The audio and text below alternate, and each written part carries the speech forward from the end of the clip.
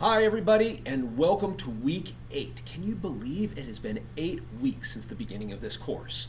As you're making the final touches on your global business plan, your presentations, I want to stop and revisit some of the topics that we talked about here in this class over the last 8 weeks.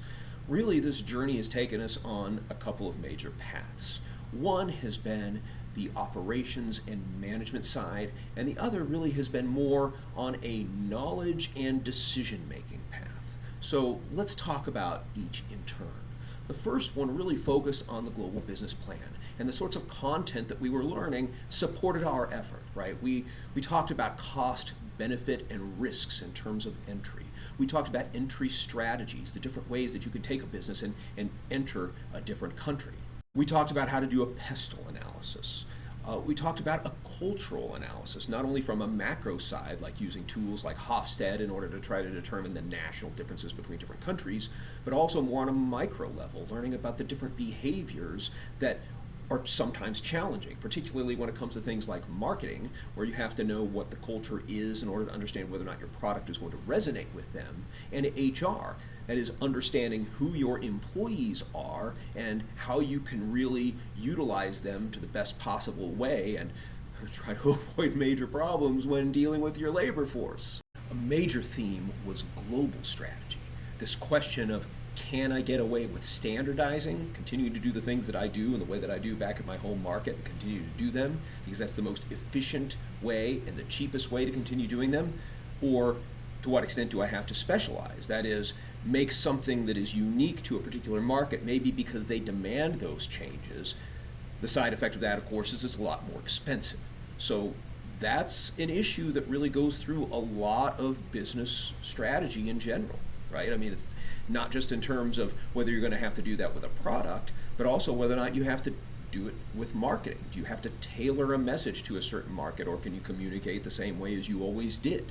Or like HR, are you going to be able to continue to treat your employees in the same way as you do in your country of origin, or do you have to change, or to what extent do you have to change?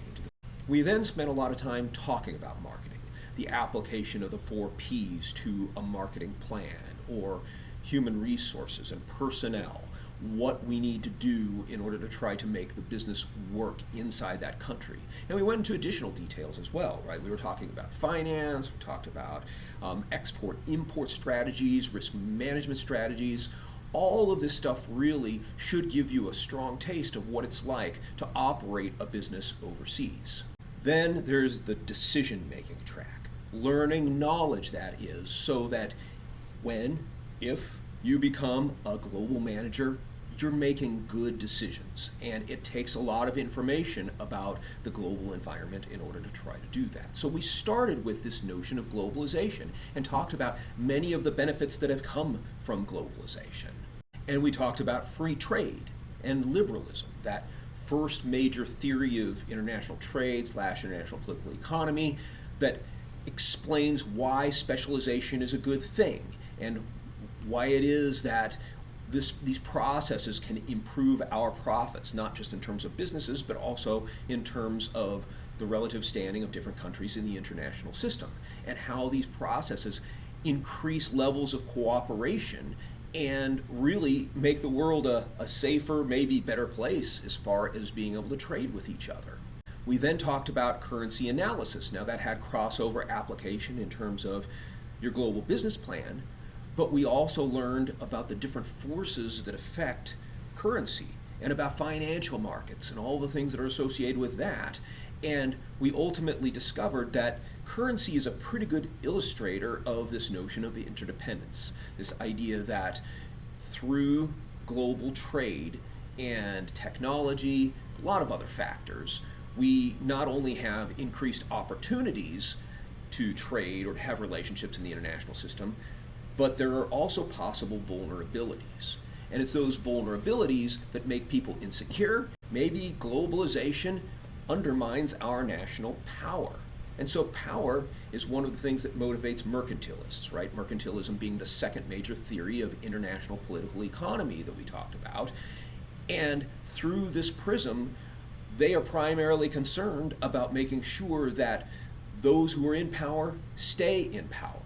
Mercantilists want to use the tools of the state, like subsidies or tariffs, in order to try to protect industries, protect resources, and again, protect those people who are ruling. We then compared manufacturing processes and practices across varying countries, which led to a discussion where we started questioning and deconstructing globalization. We discovered that one of the major problems with globalization has to do with labor. And we discovered that globalization is a problem for labor in a couple of ways. One is that workers become devalued. The other problem is global disparity. As a result of capitalism and the way that we do business, the rich get richer and the poor get poorer. And that disparity in terms of wealth is also disparity in terms of power. Some of the wealthiest people in the world are more powerful than entire countries. So that led to the introduction of our third major theory of international political economy and international trade, and that is Marxism. The idea that trade patterns tend to be exploitive. The rich take advantage of the poor, and that can be illustrated through trade patterns that exist in the international system. That theory is important not just from a critical standpoint, but also understanding that some of these ideas animate political parties in different countries and some of the policies that they pursue. And a knowledge of this, I think, is really essential in terms of understanding global business. Not every business person or every country that you deal with are going to be ideologically similar to you in terms of your attitudes toward capitalism. This idea that labor has been mistreated then introduces this idea of social justice, that there are problems in the world that maybe businesses are causing, maybe governments are causing, and we need to think about this from an ethical standpoint. And that's where the operations and management side merges with the decision-making side, where we have to decide what is best. We can't just be concerned with trying to make a profit. We have to do what's right. And there are three ways that we may look at how to do the right thing. One might be through public policy. That is, should we be using the government to intervene in certain ways in order to try to solve some of these problems that seem to exist as a result of the system that we have? The second is corporate social responsibility, right? To what extent should businesses be responsible for the messes that they create or solutions to some of the problems that exist in the international system or in individual communities? And the third one is just personal ethical responsibility, that you personally have a responsibility to make good decisions and to do the right thing when it comes to aspects of global management. Whew. All right. If you are still here, not just at the end of this video, but at the end of this course, then that means you've done pretty well. This is a hard course. You guys know it. I'm stating the obvious, I'm sure.